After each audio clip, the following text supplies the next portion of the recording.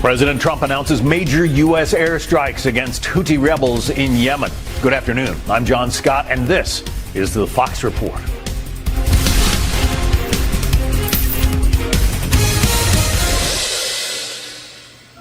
Lucas Tomlinson is at the White House for us with the latest on those strikes. Lucas.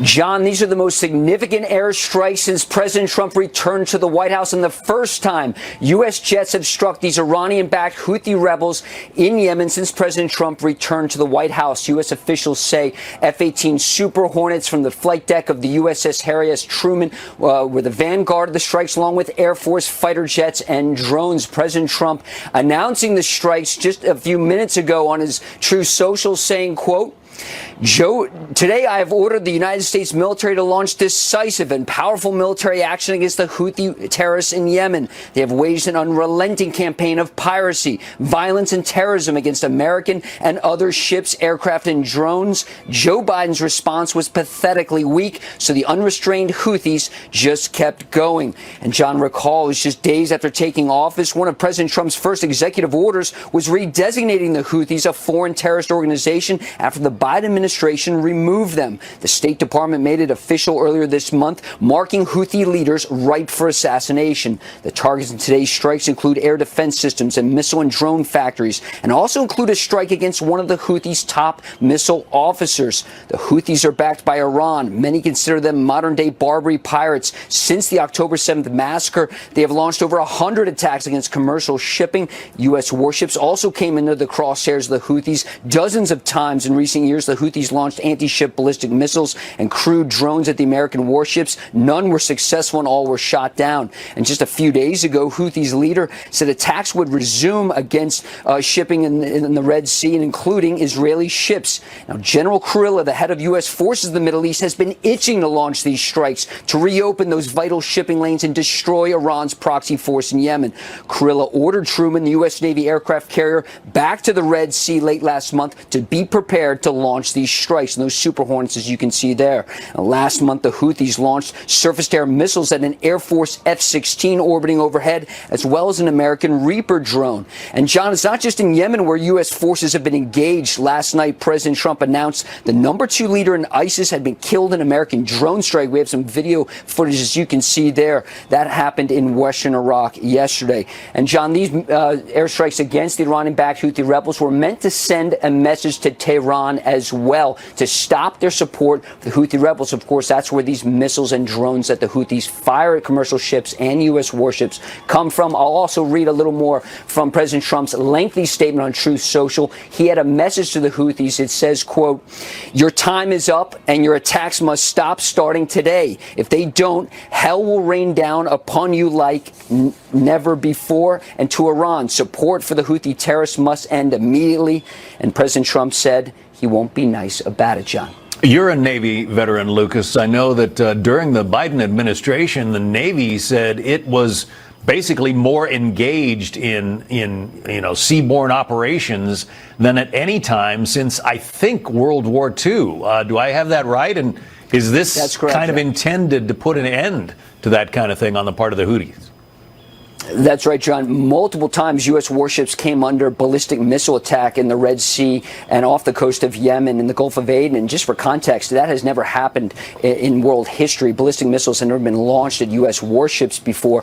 Thankfully, they were all shot down. But that was always a concern in the Pentagon. What if those missiles gets through? It was notable in President Biden, in his farewell address, he talked about U.S. forces not being engaged in combat. And if you looked at the Navy press release when the USS Dwight D. Eisenhower strike group returned from the Red Sea, they talked about hundreds of bombs being dropped against the Houthis, dozens of surface-to-air missiles from those Super Hornets shooting down those crewed drones that are flying overhead. There was also an issue of cost. These interceptor missiles launched from the guided missile destroyers and cruisers in the strike group, John, those missiles cost millions of dollars, shooting down what were, in essence, flying lawnmowers launched from the Houthis, very crude drones, just $50,000 or so in cost. And the fact that these shipping lanes lanes, vital shipping lanes that are needed for commerce, for the oil trade, have been essentially shut down since the October 7th massacre. Commercial ships having to take that long journey around Africa, certainly adding to the cost. So certainly there's an economic message here with these strikes against the Houthis today. And by the way, John, these strikes could go on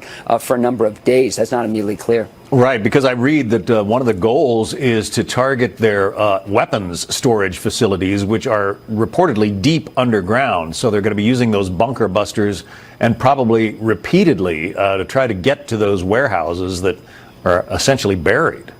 Right, and it's notable, John, those Super Hornets carry 2,000-pound JDAM satellite-guided bombs. Those are not bunker busters, so if you needed those, you probably have to call in something heavier, some B-52 bombers, perhaps a B-2 bombers. We saw that one time during the Biden administration, B-2s launching from Whiteman Air Force Base in Missouri. But certainly this is a powerful message being sent. You know, you also have Tomahawk cruise missiles aboard those guided missile destroyers in the Truman Strike Group. We didn't hear about any Tomahawk strikes today, but certainly there's more firepower in the area if called upon. A powerful message being sent not only to the Houthis, but as you say, to Iran as well, Lucas. There's no question, John. President Trump recently sent a letter to the Ayatollah saying Iran needs to end its nuclear enrichment program, stop in this path toward what many in the intelligence community say is a path to a nuclear bomb. The Israelis have been itching to strike the Iranians so far. While the Trump administration has voiced its support for such an operation, President Trump has said he wants to end this diplomatically. That's why he sent that letter, but it was rejected from the Ayatollah. But the Iranians support these Houthi rebels, and so there's no question this is a message being sent to Tehran as well in Sana'a in Yemen.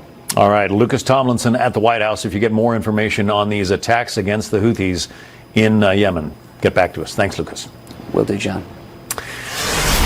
Let's bring in national security and military analyst Dr. Rebecca Grant. Dr. Grant, picking up where I left off with Lucas on that last question. Yes, the Houthis are the target, but it's just as much a message to the Ayatollahs in Tehran, isn't it? Yes, it is. And all I can say about these strikes is finally, this situation in the Red Sea has dragged on just far, far, far too long.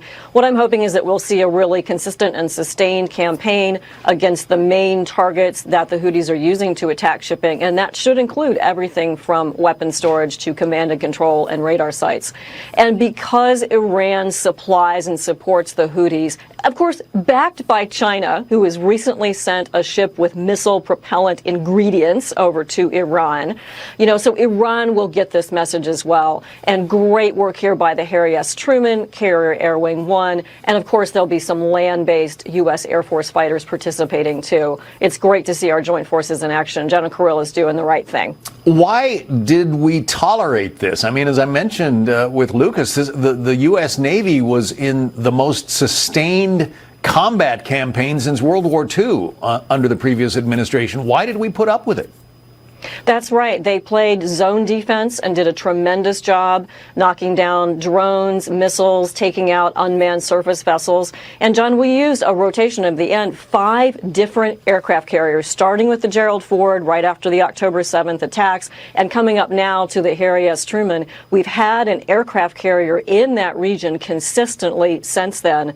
What I like is seeing us use the striking power. President Trump has been really smart to use the striking power of the U.S. aircraft carrier to really get after these Houthi rebels. Remember, that's an illegitimate regime. The UN doesn't recognize them. They've been there a long time, but they're now creating a level of chaos, and we can't afford to have shipping closed off and our forces pinned down. So it was time to take offensive action, and I'm really glad President Trump has done it. The regime may be illegitimate, but there are about 35 million people or so in Yemen, and virtually all of them are under the control of the Houthis. So is this possibly the first stage of knocking that regime out of power?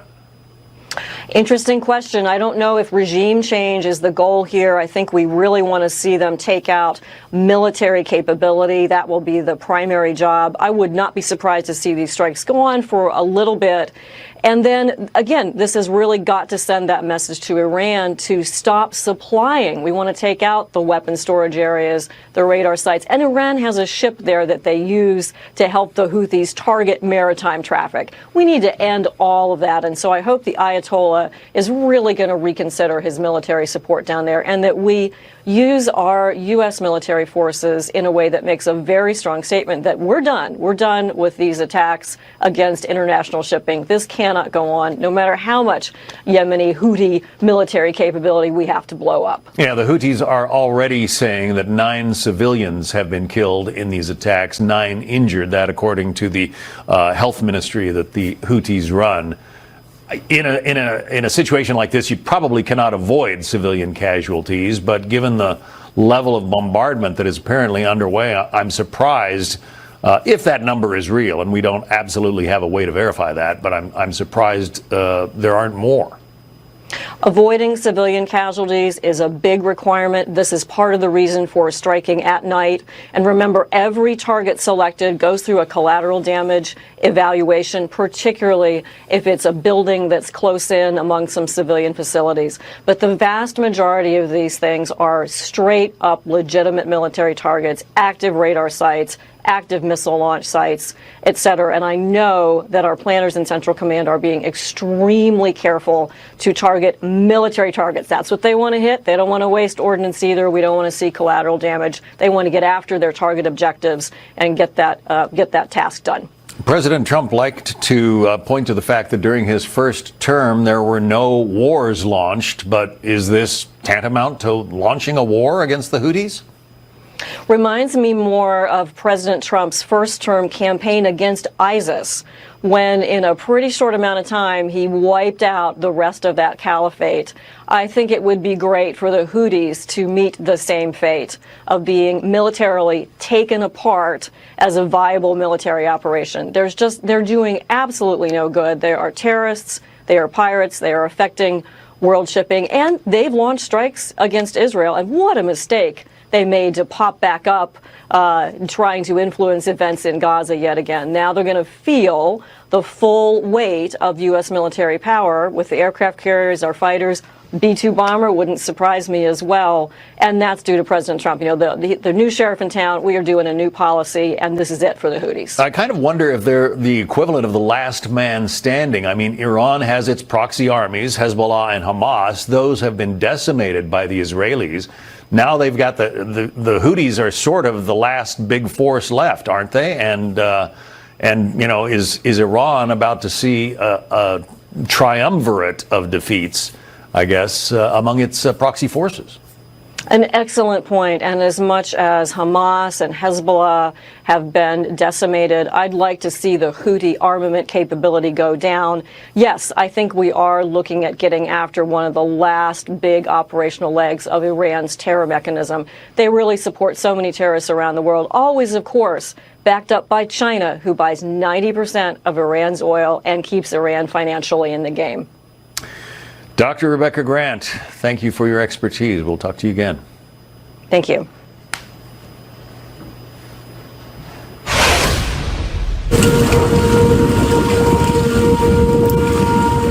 That's a frightening sight.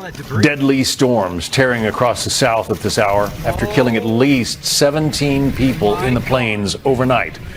Fast-moving supercells are forecast from New Orleans north to Birmingham, Alabama, with a very high risk of tornadoes. This monster storm system already has brought tornadoes to Mississippi after twisters killed at least 11 in Missouri and 3 in Arkansas. In Texas, dust storms caused car crashes, killing 3 more. Power cut to hundreds of thousands from Texas all the way up to Michigan. We have Fox team coverage. Meteorologist Adam Klotz is live in the Fox Weather Center with the latest on the storm's path. But first, Fox Weather correspondent Robert Ray, live on the ground in Elliott, Mississippi. Robert. Yeah, John, good afternoon, and to everyone watching. And you see all the destruction behind me here in Elliott. A tornado came through here about 1 a.m. last night, and the mobile home that I'm standing in front of that was just rocked and destroyed. Gentleman who lived in this home survived. That is his bedroom window behind me. He was taken to the hospital and stitched up. He's got many injuries, and you around all of this area and the destruction, cars that are on their sides, trees that are uprooted, and we see some of the other images from around Elliott. A very, very tough situation here, and this is just one community that is going through this tornadic outbreak in a very hellacious past few days, as you mentioned, with the dust storms and the rain in California and then in the plains, and the mounting toll of deaths, unfortunately. We are nowhere near out of the woods, John. This is just beginning, and it will go long and deep into tonight across the South as all of these storms continue to trek from Mississippi, Alabama, into Georgia, and then up into the Mid-Atlantic and parts of the Northeast. We just had a hellacious rainstorm and cells come through this area. Then the sun popped out here in the sky, and that's what we see in situations like this. So we are surrounded by these active thunderstorms and lightning that continue to come by. Thankfully, right now we have a lull, and that allows people to assess some of the damage. But nonetheless, folks need to understand that as we move into the night, tornadoes overnight are very possible, just like last night, the most dangerous kind. National Weather Service is calling this a particularly dangerous situation. That is not very often that they put that out, and this could be one of the largest tornado and severe outbreaks in recent times. John, everybody's got to be safe. Yeah, Robert, I'm guessing from the way that mobile home is sitting on top of that car that the tornado must have picked up the whole thing while that guy was in his bedroom. Is that right?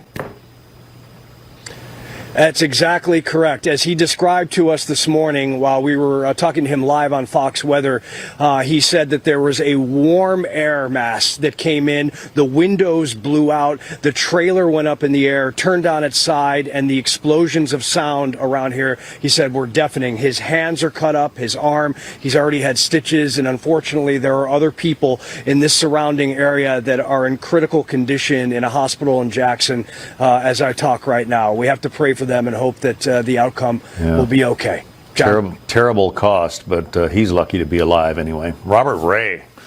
Thank you, Robert. Yeah.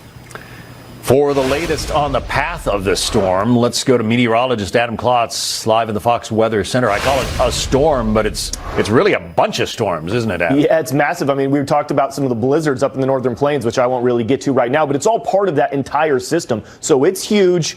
The real target, though, is going to be moving across the southeast today because that is where that particularly dangerous situation is. That is the tornado watch. It's currently Mississippi, it's Alabama, but this is going to march off towards the east, and as it does so, we're going to see those tornado watches continue to grow. That is where the line of storms are right now. The tornado watch means the ingredients are in place. The tornado warning means that it looks like there's a tornado on the ground, and then when you get those purple boxes, these are confirmed tornadoes. These have been long track. So these have been what's running across Mississippi right now. They've been on the ground for a while. Tons of lightning within these. They're rain wrapped, so that means they're going to be difficult to see. Really a dangerous situation. We've been looking at some of the rotation here. That's what this is. When you see a green kind of pushed up against a red, that means that this is spinning. This is spinning air. Those are tornadoes currently on the ground moving across this region. And we're really just getting into maybe the peak hours of this. This is our bullseye. Really look at this big area here in the highest level there. That's a 5 out of 5. We almost never have that. That comes out of the National Weather Service. But that line of storms is starting to move through Mississippi. It's going to lift into Alabama. That is where the most fuel is. That is where we're going to continue to see the most activity. But again, we're seeing it right now. These storms, ultimately, it does weaken a little bit, John. But cities like Atlanta are definitely in the crosshairs. That's not going to happen until maybe midnight or 1. But obviously, there's a long ways to go until then, and we're going to be tracking those storms all along the way. Yeah, people need to pay attention tonight if they are in the path of that terrible system. Meteorologist Adam Klotz, thanks. Well, the Trump administration continues to push to hold Columbia University accountable for anti-Israel student protests. The Justice Department is investigating whether the school hid illegal immigrants with Homeland Security searching 2 university residences. Meanwhile, protests continue to rage on campus there. CB Cotton is live at Columbia University in New York City. CB. Hi, John. Well, things have quieted down this weekend, but we know a protest could pop up at any moment because protest organizers are still encouraging resistance on social media. So Secretary of State Marco Rubio appeared to sum up the Trump administration's stance on foreign nationals involved in pro-Palestinian protests, writing today on X, quote, "Very simple. President Trump isn't Biden. If you are coming to the U.S. to join pro-terror riots, we will deny you a visa. And if you do that after lying your way into our country, we will cancel your visa and send you home." We watched as the Trump administration took steps within the week that ultimately led to the removal of 3 students who the administration says was involved in these ongoing demonstrations. One of them, a doctoral student at Columbia who was from India. This video showing her fleeing the U.S. this week after the feds revoked her student visa. DHS says the video shows her rushing to catch a flight to Canada after self-deporting. DHS Secretary Kristi Noem wrote on X, said the student was one of the, quote, Columbia University terrorist sympathizers. Columbia University would only say that it would not comment on individual students.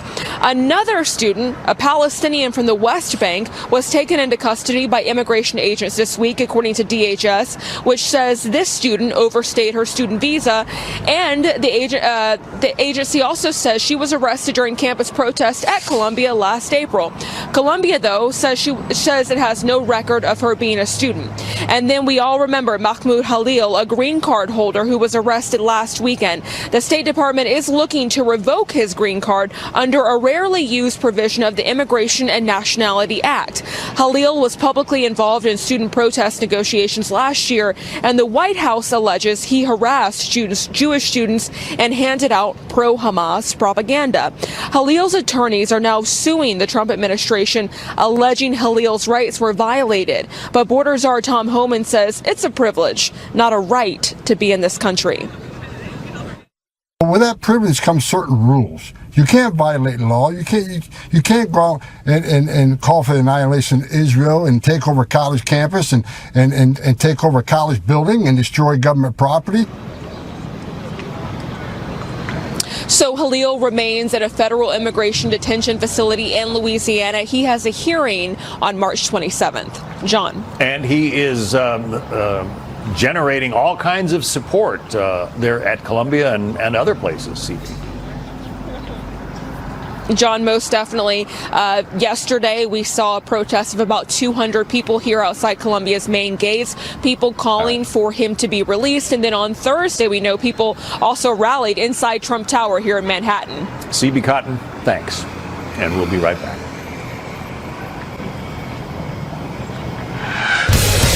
To the 2022 quadruple murders at the University of Idaho. It comes as the suspect's lawyers hope to take capital punishment off the table in this terrible crime. Madison Scarpino is live with more. Madison. John, we are now hearing some of the terrifying moments after 4 students were brutally stabbed to death. This call was placed just before noon, several hours after the murder. A warning, some may find this disturbing, but here's how the 911 call starts. 911 location of your emergency. Hi, something is happening. Something happened in our house. We don't know what. What is the address of the emergency? 1122. The phone was passed around to several people during the frantic call. You can hear cries and screams in the background at times, and the operator asked the callers what's going on.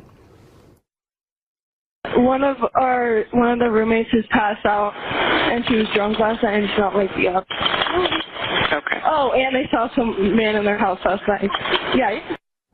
The operator tells the distraught callers law enforcement and an ambulance are on the way. The call ends once officers arrive at the off-campus house, and that's when they find Xana Kernodle, Madison Mogen, Kaylee Gonzalez, and Ethan Chapin dead in their bedrooms. Prosecutors say 28-year-old criminology PhD student Bryan Kohberger killed the young victims. He was allegedly identified through DNA from a knife sheath left at the scene, but Kohberger's Koberger's attorneys are now saying prosecutors did not disclose evidence on time. And because of this, the defense is asking the judge to take the death penalty off the table for Koberger. His trial is set to start this August, and it will likely last several weeks. John. Madison Scarpino. Madison, thanks. Let's bring in Nima Rahmani, a former federal prosecutor and president of West Coast Trial Lawyers. So the defense, Koberger's defense team, is asking that the death penalty be taken off the table based on what you know of their filings. What do you think the chances are?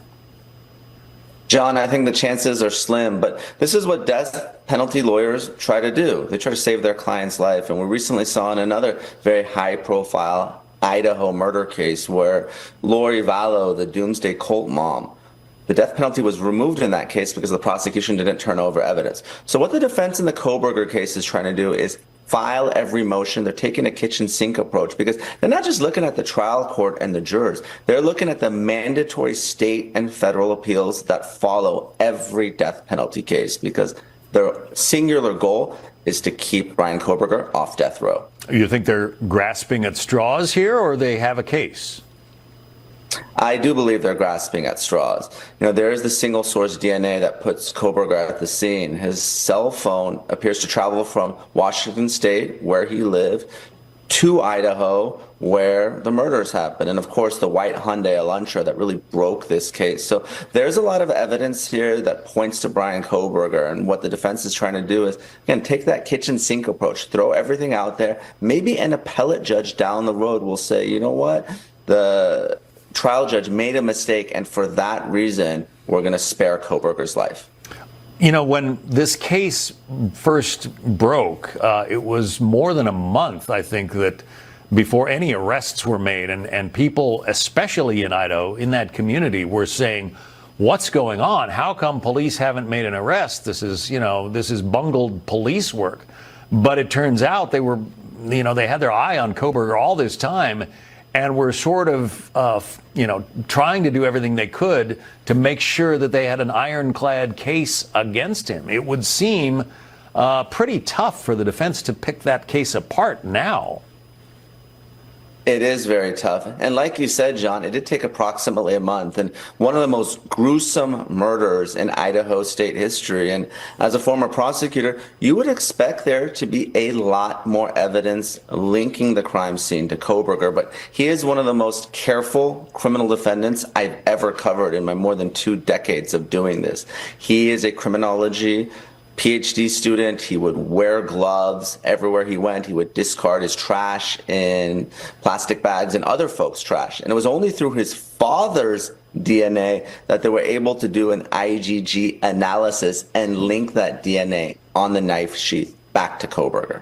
I remember the 2 traffic stops that state police made as he was on his way back to Pennsylvania from where he was living in Idaho. Do you see any, the fact that the state police knew he was a suspect and pulled him over? Do you see any problems there? No, police can pull folks over. They can ask questions. And you're right. Bryan Koberger was pulled over with his father as they were traveling from Washington to Pennsylvania. So they had their eyes on him because his cell phone had pinged at or near the home where the murders happened. Not on the night of the murder, because again, he was so savvy and sophisticated, he either turned his phone off or he put it in airplane mode before he got there. So they were eyeing Bryan Koberger for weeks, and fortunately, they were able to get some discarded food that his father had thrown out. And when that happens, there's no Fourth Amendment protection, and that's how they were able to close the loop on this case. All right, Nima Rahmani, we appreciate it. Thanks for your expertise. Thanks, John. And we'll be right back with more Fox Report. American college student Sudiksha Kananki went missing while on spring break in the Dominican Republic. Authorities have widened their search and interviewed a witness who was with her shortly before she went missing. Former D.C. homicide detective Ted Williams has been following this case. So has Nate Foy, who is live for us now in Punta Cana. Nate.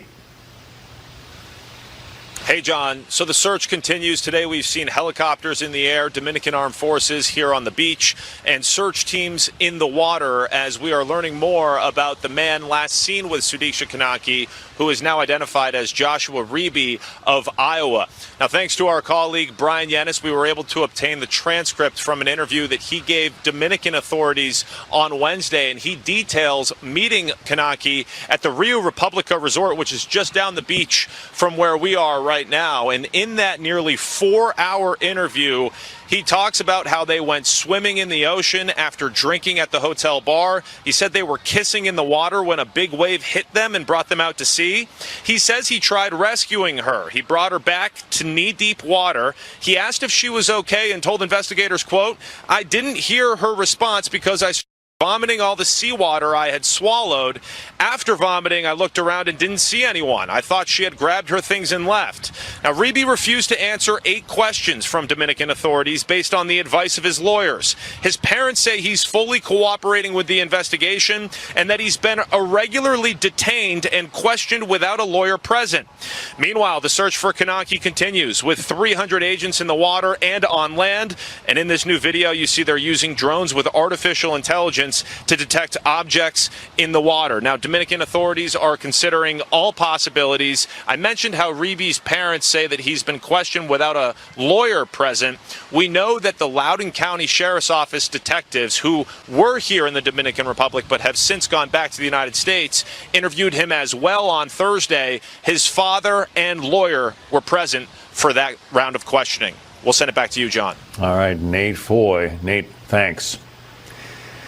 For more on this case, let's bring in Ted Williams, a former D.C. homicide detective and a Fox News contributor. Ted, you have said that you think Sudiksha could still be alive.